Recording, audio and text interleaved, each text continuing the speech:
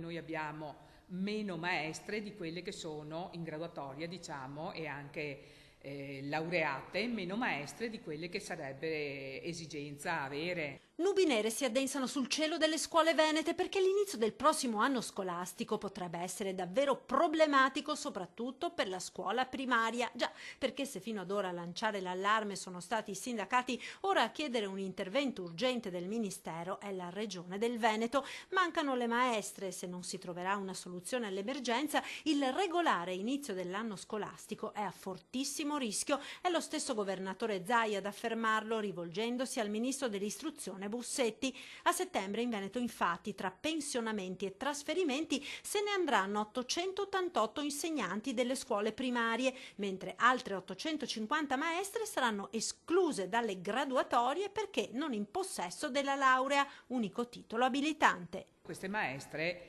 vedranno concluso il loro contratto di lavoro a tempo indeterminato e ritorneranno a fare le supplenti con un contratto a tempo determinato, a meno che adesso appunto non si riesca a sbrogliare la matassa che si è creata, e in questi giorni c'è in discussione il decreto dignità che dovrebbe contenere anche qua un provvedimento di legge che va a sanare questa situazione. E domani una delegazione di queste insegnanti, che già più volte hanno manifestato in Veneto, andrà a Roma a protestare davanti a Montecitorio per chiedere al governo una riapertura delle graduatorie a tutti gli insegnanti abilitati, compresi quelli che insegnano da anni ma sono senza laurea.